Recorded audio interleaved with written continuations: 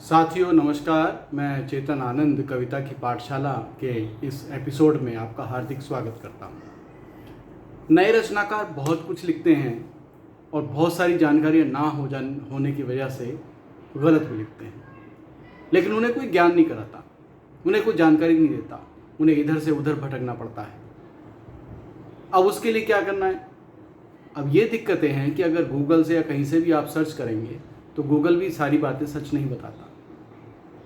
ऐसी बहुत सारी बातों की जानकारियाँ देने का मकसद हमारा इस कविता की पाठशाला में होता है, ताकि नए रचनाकारों को इधर से उधर ना भटकना पड़े और उन्हें ऐसी ऐसी बारीक जानकारियाँ आसानी से मिल जाएं, ताकि वो उन चीज़ों से सीख सकें उनको और अपनी कविताओं में उसका उपयोग कर सकें, ताकि उनकी कविता और अच्छी निखर के सामने आए। अगर वो कहीं छपे तो भी उसकी उपयोगिता हो और उसकी वाहवाही हो, और अगर वो मंच पे भी अगर कविता पढ़ेंगे तो वहाँ भी उसकी सराहना हो। तो इसी प्रयास को लेकर कविता की पाठशाला को हमने शुरू किया। और हम आजकल ये मैं नहीं बता रहा ख़ास तौर पे आपको कि क्या लिखना चाहिए, मैं आजकल आपको ये बता रहा हूँ कि क्या कविता में नहीं लिखना चाहिए। हमारे ऐसे हिंदी साहित्य में कौन कौन से कविता दोष साहित्य शास्त्रियों ने, छंद शास्त्रियों ने बताए हैं, जिसका हमें विशेष रूप से ध्यान रखना चाहिए। तो इन्हीं काव्य दोष की श्रृंखला में मैं आज आपको बता रहा हूँ एक दोष और उसका नाम है दूषित हो जाने वाले शब्दों के प्रयोग का दोष।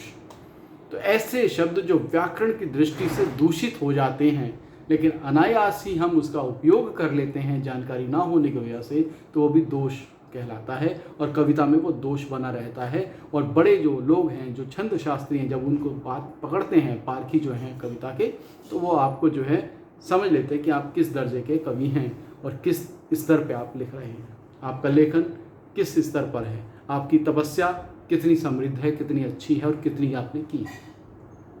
बताएगा कोई नहीं, लेकिन दोष सारे निकालते हैं।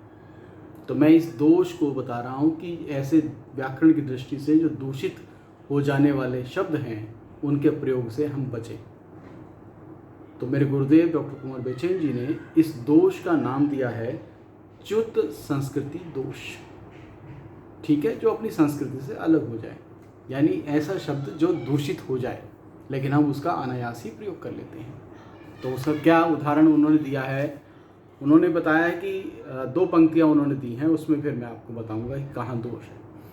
हम अंधेरों में रहे तुम उजाला में रहे, हम अंधेरों में रहे तुम उजाला में रहे। अब अंधेरा और उजाला ठीक, लेकिन जहाँ प्रयोग हो रहा है हम अंधेरों में रहे और फिर उजाला में रहे, तो ये क्या है? ये उजाला नहीं आएगा, ये दूषित शब्द हो जाता है इस्तेमाल करते।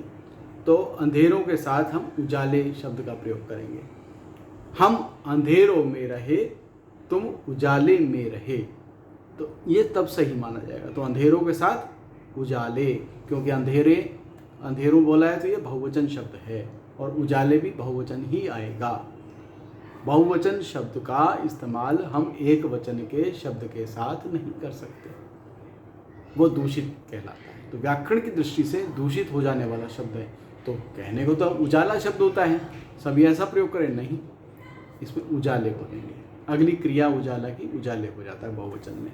तो हम अंधेरों में रहे और तुम उजाले में रहे, ठीक है, या उजालों में रहे, ये भी कर सकते हैं आप, लेकिन उजाला नहीं कर सकते आप, ये दोष हो जाता है।